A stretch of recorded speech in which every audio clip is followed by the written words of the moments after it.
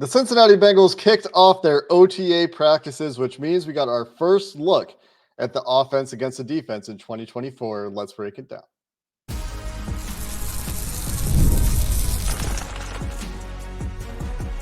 You are Locked On Bengals, your daily Cincinnati Bengals podcast. Part of the Locked On Podcast Network, your team every day. What up, Bengals fans, and welcome to another episode of the Locked On Bengals podcast. I'm your host, Jake Lisco. He's your host, James Rapine. We're the Locked On Podcast, Locked On Bengals podcast on the Locked On Podcast Network, covering your team every day on YouTube, everywhere you get your podcasts. Today's episode is going to break down the first defense versus offense 7-on-7 work that we've seen this offseason, including who's working at which position, and how that defensive back rotation is looking, how Joe Burrow is looking, of course. Today's episode is brought to you by FanDuel, where you can get $150 in bonus bets with any winning $5 bet. Check it out right now at FanDuel.com/locked-on to get started. And James, when we talk about these OTA practices, all these voluntary workouts so far, it's hard to start anywhere but Joe Burrow as he continues to work back from that risk, continues to be mostly a full participant in practices. And today was his first opportunity to throw with some defensive backs actually covering his receivers. Yeah, it's another step in the right direction. We saw helmets, Jake, today at practice, which was a first. But as far as Joe Burrow is concerned, it looks exactly how I think the Bengals, exactly how he, well, maybe not exactly how he's pretty much a perfectionist. So I'm sure if I would have bothered him in the locker room afterwards, and I didn't, I will at some point, Joe, fair warning. But he'd probably be like, yeah, there's a couple I want back. But overall, I think the way he's throwing it is exactly what you'd expect given the circumstances, given where we're at in the offseason and where he's at in the program. So, yeah, I thought he continues to have plenty of zip on the ball. I think that's getting better as the OTAs continue, or as the offseason program continues. OTAs just started. But I think that you're getting the thumbs up, the wrist up, whatever you want to say about Joe Burrow. And to your point, this was his first time going against defensive backs this offseason. So there's going to be an adjustment period there. The running routes on air throw that's a half foot behind a receiver that's caught. Well, that's likely broken up with defenders in play now in 7-on-7. So that part of it is just another hurdle that he'll have to deal with all week and deal with for the rest of the offseason program, which, by the way, is a good thing as he continues to get back from that wrist surgery. Yeah, the big difference of the OTA part of the offseason program, in case you missed this was it 2 shows ago, where we talked about the differences between phase 2 and the offseason program and phase 3, or the OTA part of the offseason program, is that they can't go offense against defense. They can't do full contact or anything like that. But that's the big difference this week, is you have some helmets. You might see some light pads at some point. You might not. And you're not going to see full contact at any point. You're not going to see full pads at any point. And heck, the light pads, no thigh pads. When you're saying light pads, no thigh pads. Yeah, I think it's like knee pads are allowed, and maybe shells or something like that. And heck, they're talking about getting rid of OTAs today as the Bengals kick off their OTA practices this year. That they're talking about scrapping OTAs and extending training camp into the end of June or early July, and having a long ramp up into training camp. I'm surprised the players are interested in that. These OTA practices, this offseason program is voluntary, and a longer training camp, I imagine, would be more mandatory work. But I guess this is preliminary. We don't want to go too far down that rabbit hole. It's just interesting to me that on the day we're talking about the Bengals starting their OTA program this year is the same day that Tom Pelissero had a long a chain of tweets describing the NFL thinking about getting rid of it, or shortening it, or changing it, eliminating the on-field work altogether at this part of the offseason going forward. I'd be shocked if it happened. And here's why. Because if you're, and I'm going to name guys that I know have kids around of school age, right? Like Mike Hilton has in the Bengals, they have a lot of young guys. So not many of them do that. Not many vets have kids of school age, but like Mike Hilton is one of them, right? Well, you want to be able to use their summer vacation for vacation. Mm-hmm. And if you're coming back in June, well, that means you're off when they're still in school, and it just makes it that much harder. I think veterans would hate it. And Albert Breer had some tweets about it. I think I like the idea of, oh, well, ramping up and then going into camp. It sounds good. Training camp's already long. Training camp's already a grind. And it's not nearly the grind it was a decade ago, but it's still a grind, or 5 decades ago. So why would we want to make it longer? I'm good. Keep it the way it is. I'm in favor of what reduces injuries to players. If there's science behind this, I'm more open to it. It does seem like a pretty weird idea. It doesn't seem great for players to go from voluntary work to more mandatory work. It doesn't seem great for players with kids, like you mentioned. Certainly coaches with kids. Many coaches have families, and it would be kind of crappy for them to lose their summer vacation that they have with their kids, and now their break is when their kids are finishing school. Then their kids finish school, and you maybe get 1 week and got to go to training camp. Sorry, coaches kids. don't see their kids as it is during the season. Give them the summer. Like, good, you're part of the summer. We're not even asking for 3 months. In the NFLPA apparently proposed it, or there were the ones working on the proposal. You might want to listen to your players. I'd be shocked if players were in favor of it, like the majority. I really would be. I'm curious. It'd be interesting to see like the voting. This was an unplanned conversation topic, by the way. This is just a tangent that emerged. Let's get back to Joe Burrow and this practice, and kind of on pace as expected. Is he continuing to take some reps off as we've seen from him the last few weeks, or what was his participation like today? Could you describe it as mostly full, or what would you say? Full, yeah. I didn't really notice a period where you'd want him. There were some handoffs I don't think he did at one point, but as far as throwing, as far as the team stuff, all of those things, he was a full participant, and that lines up, that tracks, and hopefully we continue to see that. And by the way, the handoff stuff might not even be injury-wise. They might have just wanted the other quarterbacks to get some handoffs in. Well, literally, like as weird as that sounds, like I don't know. So that's what's tough about practice is you don't have the sheet, the coach is playing in front of you exactly. So when I say, he wasn't handing the ball up, that shouldn't even be a red flag because he handed the ball off a ton today.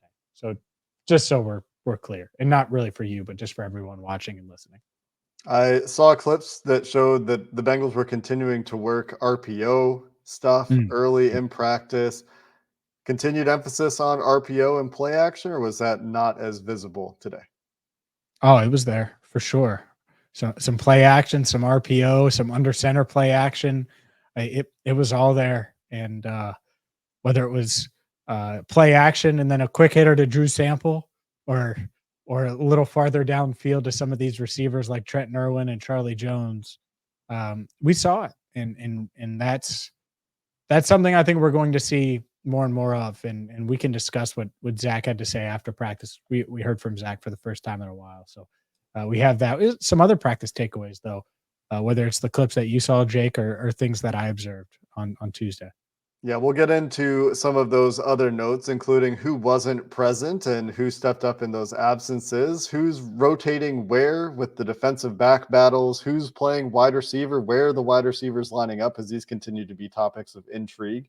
And perhaps some running back stuff as well. We'll see if that fits in. I noticed Chase Brown on one particular play that I found interesting. So we'll hit on some of those topics as we continue to discuss this week's open OTA practice coming up next. Today's show is brought to you by FanDuel. It's winner take all time in the NBA and NHL, and maybe you think the Boston Celtics, who are the favorites with FanDuel to win the NBA Finals, minus 220, you think that they're going to win it all and bring home the Larry O'Brien trophy.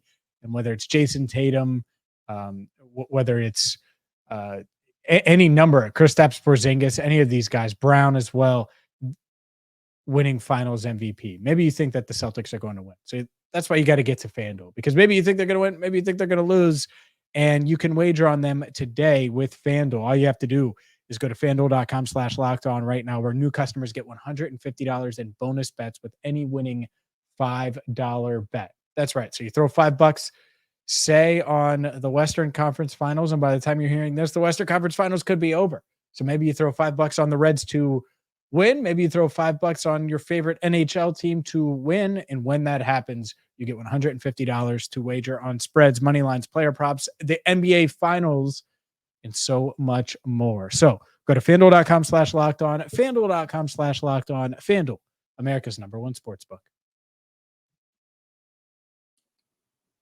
Let's keep discussing this Bengals OTA practice. One of the more interesting notes to me was where we would see various players line up and who would be on the field with which units when looking at 7-on-7 work. And this is highlighted perhaps most by DJ Turner and Dax Hill rotating at corner, and Von Bell starting, I believe, with the starters on defense. But there's at least one play that made it to Twitter where it was clearly Jordan Battle working with the rest of the number ones and 7-on-7s.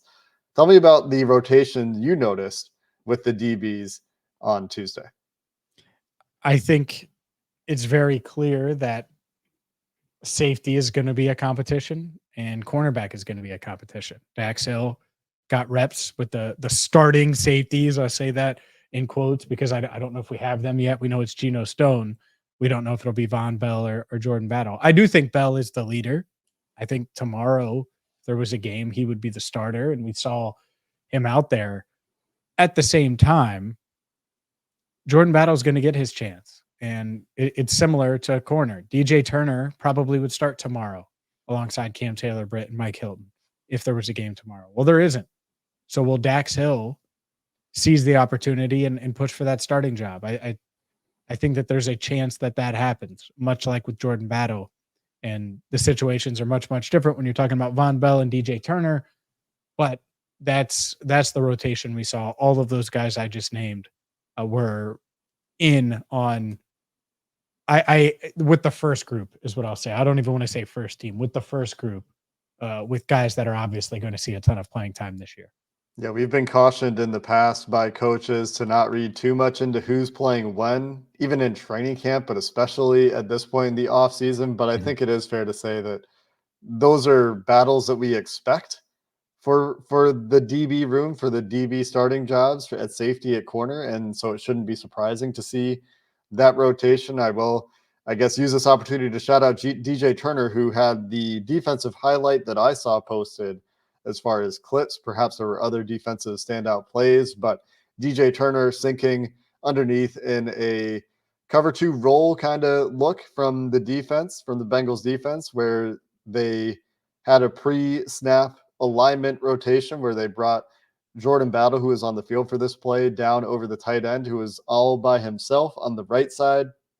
And DJ Turner ended up on the inside slot guy on the left side, sinks into, I believe, hook curl part of the zone in a cover 2 look, and got in the underneath part of a target intended for Trenton Irwin on an outbreaker, and got up pretty high. And it was a really good play to break up the pass intended for Irwin from Joe Burrow. So that was a nice play for DJ Turner that is worth shouting out as well. And a little bit of trickery.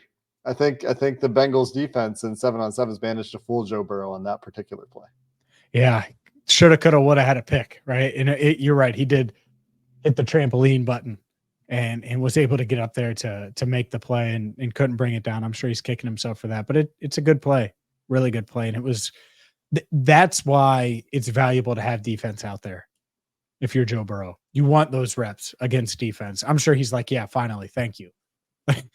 I want to be going up, even if it's 7-on-7. It definitely matters, and it's beneficial. So it's also beneficial, obviously, to these receivers, and we could go on about the corners and the defensive back room and everyone that's battling for different positions. But for Burrow, it is valuable to have. And I agree with you as far as 7-on-7 defensive highlights.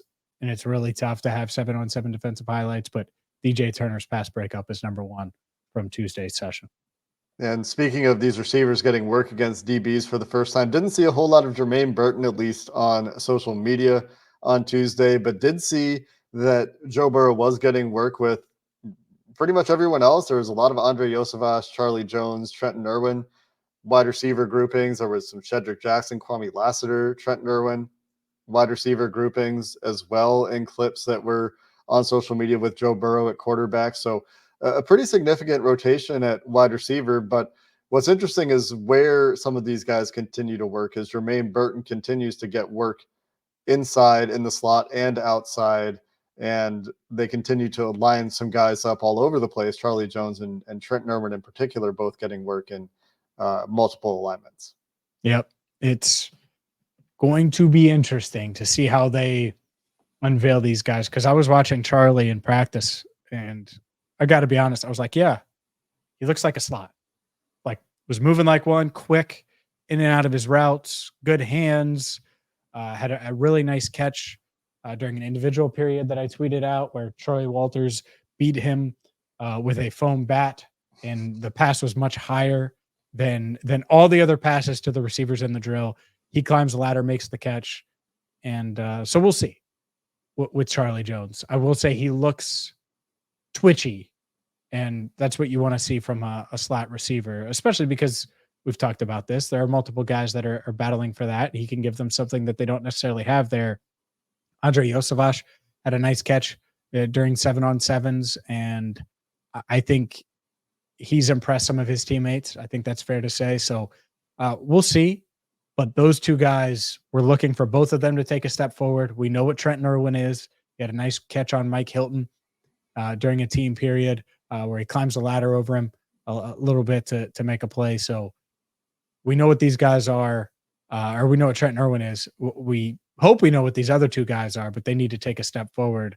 And then Jermaine Burton, he caught some passes from Joe Burrow and individuals, and I think he's continuing to work his way in a bit, and even his teammates are still filling out what he is as a player.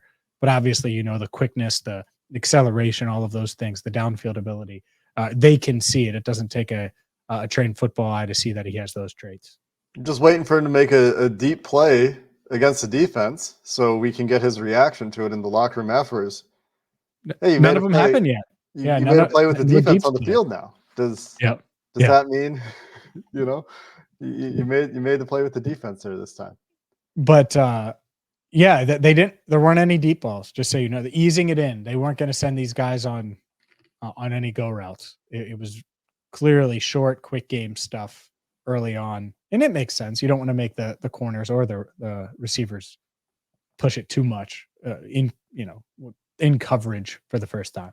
And that's always been the MO with Zach Taylor. Maybe not always, but at least I remember him explicitly saying that they weren't going to work on that stuff early in training camp, and it's something that they ramp up into in training camp. No reason that the offseason program would be any different. The one thing that you could say, if Andre Yosevach and Charlie Jones and Jermaine Burton are taking work away from the guys that got work in those roles last year, thinking of Trenton Irwin, thinking of Tyler Boyd, is that you would have a much more explosive, much more athletic and faster group of depth receivers with those three guys. Charlie Jones, of course, brings crazy speed. Jermaine Burton, a strong vertical wide receiver with good productivity and good bursts in that area. Yosevach as well. So if nothing else, if these guys can emerge as the next receivers off the bench, and I don't necessarily think Trenton Irwin's job is in jeopardy or anything like that, but if those guys are ahead of Irwin on the depth chart, which, to be fair, is probably for different sub packages, as we've been saying all along. I think there are some areas where they might just still prefer the veteran savvy of Trenton Irwin, but adding the explosion as far as receivers in those roles and having more of a rotation as options there continues to be something that I think is fairly tantalizing for this offense and the potential for more explosion in 2024. A Swiss Army knife wide receiver room. Just guys that complement each other really, really well, have different skill sets. Sign me up. And I do. I think there's a path where all of these guys prove to be valuable and useful and take steps forward. And they're role players, not necessarily stars, because it's just such a loaded wide receiver room. Hopefully that is the case. We will get to some of Zach Zach Taylor's post-practice press conference coming up next. Whether your name is Zach Tyler or whether your name is Tyler Zach, you got to get the Game Time app today, because Game Time is the place that you go to for your tickets, that I go to, that you should go to for tickets to live events, whether it's the NBA Finals, which are right around the corner, whether it is the Reds as they look to make a push here after a rough May. They've rebounded some. Well, they're at home. Maybe you want to go check them out at Great American Ballpark. Well, Game Time is the place to go for that. You download the Game Time app and you can get last minute deals, all in prices, views from your seat, their lowest price guarantee, and get all the guesswork that comes with buying tickets. Take all of that guesswork and toss it in the trash, because Game Time is going to answer all of those questions in the easiest way possible. All you have to do is download the Game Time app. And right now you're going to get $20 off your first purchase with promo code LOCKEDONNFL. That's right. Download Game Time, create an account, and use code LOCKEDONNFL for $20 off your first purchase. Terms apply. Again, create an account and redeem code LOCKEDONNFL. That's LOCKEDON NFL for $20 off your first purchase. Download Game Time today. Last minute tickets, lowest price, guaranteed. Zach Taylor held court with the media for 9-ish minutes after practice, 9 to 10 minutes after practice on Tuesday. And let's start with the guys that weren't there. James, we haven't discussed yet the players who were not in attendance. T. Higgins obviously still hasn't signed his franchise tag. He was not in attendance. Jamar Chase continued to work out separately from the team, and also absent were Trent Brown, the team's new signing at right tackle in this offseason, and Sheldon Rankins. So despite Adam Schefter tweeting that the two players absent from Bengals OTA work today were seeking new contracts, also two players the Bengals just signed to contracts were not in attendance as the Bengals finish up some of their voluntary work. Wouldn't read anything into the wide receiver absences. We know exactly why or what's going on with those guys. And I guess you did pose the question as to whether or not we would see Jamar this week, and then we've got the answer, at least as of Tuesday. Trent Brown continues to be absent as well, which just means Amarius Mims is getting more work with the first team, which I don't necessarily see as a bad thing, but it would be nice to get Trent Brown in to start getting some work as well. And Sheldon Rankin's another veteran. So veteran players who haven't been there, I wouldn't read too much into any of that. Zach Taylor kind of said the same thing. Anything else that you have for thoughts on the players that were absent, James? Well, Trent Brown has been here already. It's not like he hasn't been part of the offseason program, so I don't think it's a huge issue. Jamar Chase already trained with Joe Burrow this offseason, and okay, fine. Would it be nice if he was here? Sure. I also think he might be getting better work in for him where he is. And the same thing goes for T. Higgins and probably Sheldon Rankins and Trent Brown for that matter. I don't know exactly what all of those guys are doing training-wise, but it's okay if they're not here. It's voluntary, and as long as they're putting in work, I don't really care. I don't really care where. As long as you're putting in that work, you're putting in that time, giving that effort. There are guys, and I'm not necessarily saying on this team, that could show up for voluntary OTAs and not be working hard. I'd much rather you work hard away than not working hard here. And so, yeah, as long as those guys are working hard, I have no reason why they wouldn't be. Rankins has a lot to prove. Trent Brown, huge contract year. T. Higgins, biggest year of his career. Jamar Chase wants to be the best receiver on the planet and has a realistic chance to do that. Plenty of motivation for all four guys. I think all four are working hard. Yeah, it's kind of what it always is this time of year when there are players that aren't there. It would be nice for them to be there, but as long as they're getting the work in and they're there for training camp, it's fine. We did have someone ask in the Locked On Bengals Insider community today whether we should be concerned about Trent Brown's absence, citing concerns about work ethic coming out of New England. And I'm just not there yet.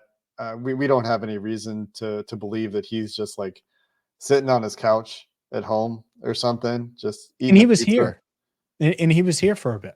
Mm-hmm. He has had multiple sessions this offseason. So maybe he just wants to hang out on his ranch, and I'm speculating there. But I do think he has some land and a farm and wants to hang out there and also work out with his trainer. I think he's working out with Duke Manyweather. So, I would like to be sitting on the couch eating a pizza right now, but we're doing a podcast instead. I didn't Any say other? pizza. I didn't say I pizza. did. I did. Okay. I'm bringing it back to what I said, and now that I've inspired in myself a craving. Any for local pizza. pizza places in the Cincinnati area that want to sponsor Locked On Bengals can reach out at jamesrap12@gmail.com. Go ahead. Anything else stand out from Zach Taylor's comments with you guys after the practice today? Nothing really. I think he's not worried at all about those guys. I think he knew the questions were coming. As far as Joe Burrow is concerned, is pleased with where Joe was. I do wonder. He said he hadn't seen Joe throw before the offseason program. That's scary to me. That I would be way more hands-on, and I get it. He's the coach. I'm not. I would be like, hey, Joe, can I see you throw? Like, I would just want to know. So obviously it's worked out. He's seen him throw hundreds of times since. But that kind of stuck out to me as like, man, can you imagine? I mean, that's your season, right? Of how he looks. And you don't want to rush it. I guess Zach is just a patient guy when it comes to injuries because he has no choice, I guess.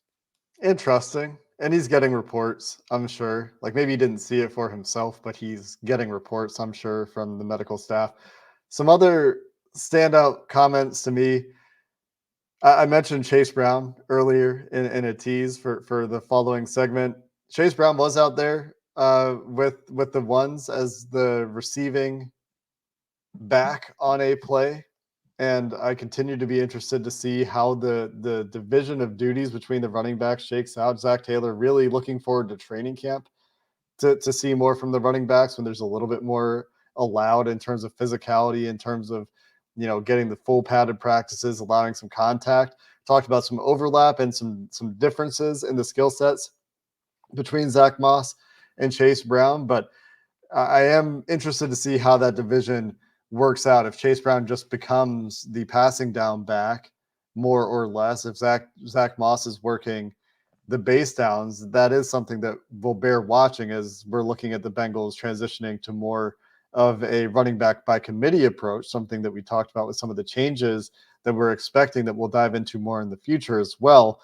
The last thing that stood out to me, James, was Taylor's comment about working more with the defense at this part of the offseason. And this kind of goes into what we were talking about with Dan Pitcher taking ownership of the offense in the spring, i.e. right now.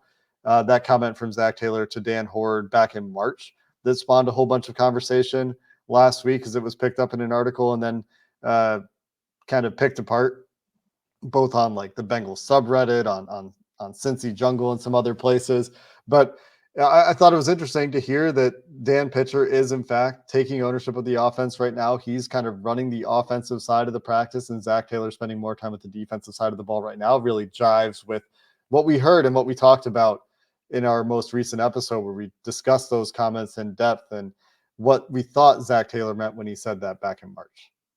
Yeah, needless to say, I think we were pretty close to spot on, and it doesn't mean that they're not going to evolve. He was asked about 12 personnel and the benefit of it, and that's one running back, 2 tight ends, and all of those things. I think we'll see some of it. I do. I don't think that's their whole offense. And today, I'm sure I have some on my phone. Joe Burrow took a few empty snaps, just straight shotgun and throwing, and I'm like, there's the old Bengals offense. There's a couple reps. Obviously, we're going to see plenty of that this year, and we should, by the way. But yeah, I think the key there is the balance, right? And no doubt. You have people who think, yeah, going under center, play action, that's an easy button for this offense. And there's other people that remember that, hey, wait, Joe Burrow's superpower is playing an empty. And he's really good at that too. And so it's finding the balance to mix both of those elements together to maximize the offense. That is a challenge, of course. No doubt. And by the way, that's how you get the best of both worlds. Okay. I get it. You like chocolate ice cream, you like vanilla ice cream. You like the swirl if you like both, right? Do you like the swirl, Jake? Yeah, of course. Who doesn't like so now we're getting pizza and ice cream. Sounds like we're going on a date, Jake. And we can get that. I saw somebody post that pizza that they make in Cincinnati with the Skyline chili, and they like mash those things together. It's right down the street from my house. It's really good. You throw some hot sauce on that bad boy. Ooh. We're going to get out of here and go eat some lunch. Thanks for listening to this episode of the Locked On Bengals podcast. We we'll continue to have you covered here throughout the offseason program, of course. Until next time, thanks for listening. Hoo day, and have a good one.